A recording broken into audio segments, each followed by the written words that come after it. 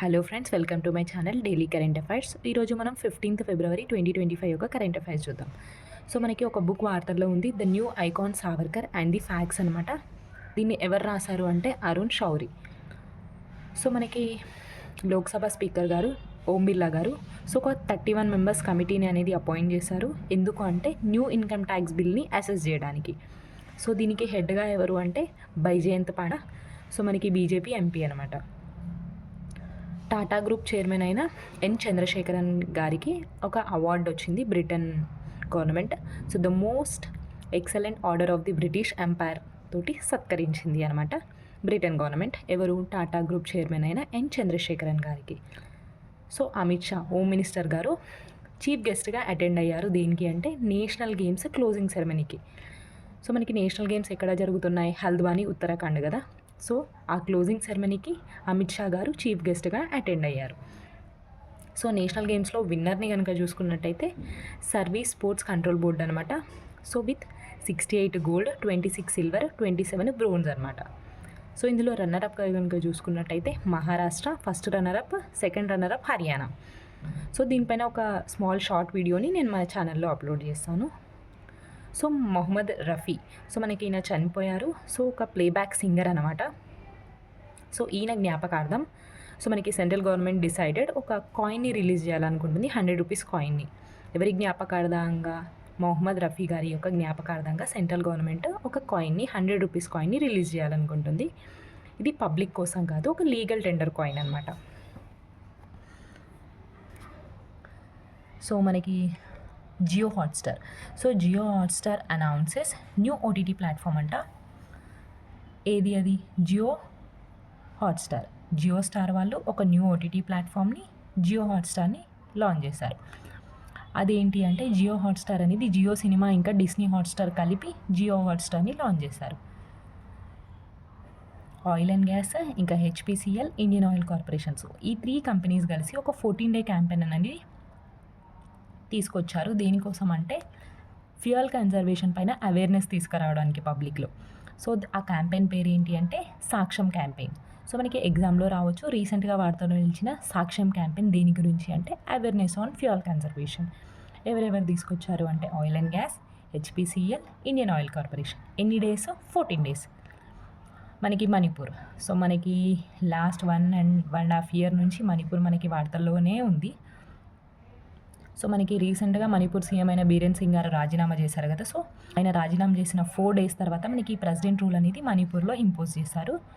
So article 356 president రూల్నే మనం ఇంకేమంటాము అంటే constitutional emergency అని కూడా అంటాము. సో మనకి ప్రెసిడెంట్కి ఉన్న అత్యవసరాల అధికారాల్లో ఇది ఒకటి అనమాట, ప్రెసిడెంట్ రూల్. సో మనకి article 352 national emergency, 356 president rule, 360 financial emergency. So ఈ 3 ఎమర్జెన్సీస్ ప్రెసిడెంట్కి ఉన్న అత్యవసర అధికారాలు. So very important president rule అనమాట. సో మనకి మోడీ గారు యుఎస్కి వెళ్ళారు కదా ట్రంప్ని కలవడానికి. సో అక్కడ కుదిరిన కొన్ని ఒప్పందాల గురించి చూద్దాం. So F-35 stealth fighter jets అనమాట, 5th generation 35 stealth fighter jets మనకి ఇండియాకి యుఎస్ సేల్ చేయబోతుంది. So very important. India USA ఇంకొక టార్గెట్ని కూడా పెట్టుకున్నాయి, 500 billion బైలాటరల్ ట్రేడ్ 2030 కల్లా అచీవ్ చేయాలి అని. కొన్ని అగ్రిమెంట్స్ కనుక చూసుకున్నట్టయితే యుఎస్ ఇండియా ట్రస్ట్ అంటే ఏంటి అంటే transforming the relationship utilizing strategic technology. ఇంకా ఒకటి compact, catalyzing opportunities for military partnership, accelerated commerce and technology for 21st century. ఇంకొకటి third initiative which is very important one, AISA. AISA ఏంటి అంటే autonomous systems industry alliance. ఇది దేని గురించి అంటే ఒక ఇనిషియేటివ్ అనమాట. అంటే అండర్ వాటర్ మ్యారిటైమ్ డ్రోన్స్ని డెవలప్ చేయడానికి ఇండియా అండ్ యుఎస్ఏ కలిసి అండర్ వాటర్ మ్యారిటైమ్ డ్రోన్స్ని డెవలప్ చేయడానికి ఏఐఎస్ఏ ఇనిషియేటివ్ని తీసుకొచ్చారనమాట. Very important one. ఇంకోటి కనుక చూసుకున్నట్టయితే యుఎస్ మనకి 26/11 ముంబై అటాక్ జరిగింది కదా, అందులో ప్రధాన నిందితుడైన తహ్వర్ రానాని ఇండియాకి అప్పజెప్పడానికి యుఎస్ ఒప్పుకుంది అనమాట. తహ్వర్ రానా ముంబై అటాక్ ప్రధాన నిందితుడు. Lok Sabha speaker announces 6 more languages of translation. So మనకి కాన్స్టిట్యూషన్ గుర్తించిన లాంగ్వేజెస్ ఎన్ని 22 కదా. ఇందులో మనకి ఆల్రెడీ 10 లాంగ్వేజెస్ని ట్రాన్స్లేట్ చేశారు. సో ఇంకొక 6 లాంగ్వేజెస్ని ట్రాన్స్లేషన్ కోసం స్పీకర్ ఆర్డర్ అనేది చేశారు. సో ఆ లాంగ్వేజెస్ ఏంటి? బోడో, మైథిలి, మణిపురి, ఉర్దూ అండ్ సాంస్క్రిట్. సో ఈ 6 లాంగ్వేజెస్ అనమాట. So Haryana government launches Har Khet Swasth Khet. ఇది ఒక క్యాంపెయిన్ అనమాట. దేని గురించి అంటే సాయిల్ హెల్త్ని డెవలప్ చేయడానికి. So Haryana government launches Har Khet Swasth Khet campaign. So మనకి దశావతార థియేటర్ అనమాట, థియేటర్ పర్ఫార్మెన్స్. సో మనకి విష్ణు ఒక 10 అవతారాల గురించి ఒక పర్ఫార్మెన్స్ ఇక్కడ మనకి మహారాష్ట్ర ఇంకా నార్త్ గోవాలో ఈ థియేటికల్ పర్ఫార్మెన్స్ అనేది జరుగుతుంది. ఆది మహోత్సవ్ ఒక ప్రోగ్రామ్ అనమాట. 16th to 24th ఫిబ్రవరి మనకి న్యూఢిల్లీలోని మేజర్ ధ్యాన్ చంద్ స్టేడియంలో జరుగుతుంది. సో దీన్ని ఎవరెవరు ఆర్గనైజ్ చేస్తున్నారు అంటే ట్రైఫెడ్ ఇంకా ministry of tribal affairs. So TRIFED అంటే ఏంటిది? Tribal cooperative marketing development and federation of India.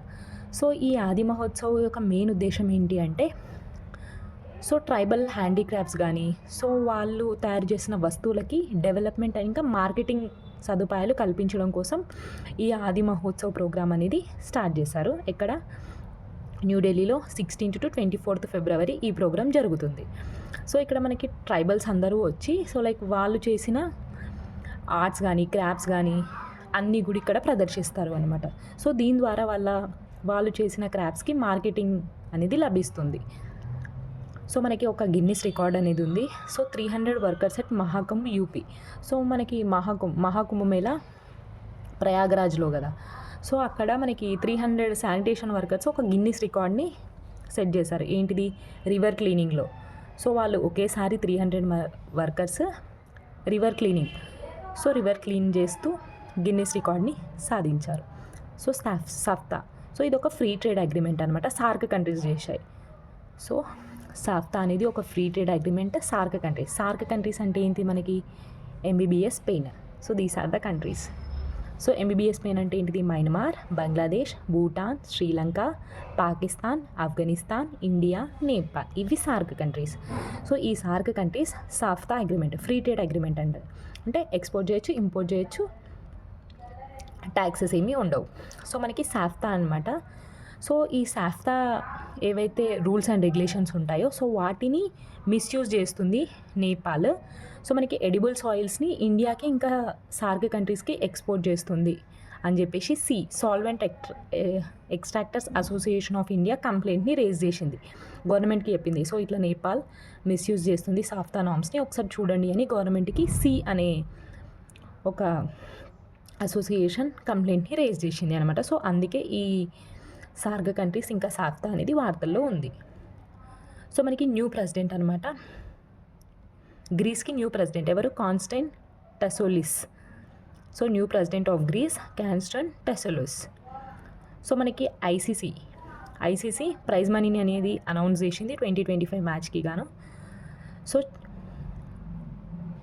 So మనకి విన్నర్స్కి ఎంత వస్తుంది అంటే $2.24 million. సో రన్నర్అప్కి $1.12 million. So total prize money ఎంత అంటే మనకి 6.9 million అనమాట. సో మనకి ఈ 2025 ఛాంపియన్స్లో మనకి 8 టీమ్స్ పార్టిసిపేట్ చేస్తున్నాయి. సో February 19 నుంచి జరగబోతుంది. పాకిస్తాన్ హోస్ట్ చేయబోతుంది, కానీ ఇండియా పాకిస్తాన్లో మ్యాచెస్ ఆడదు.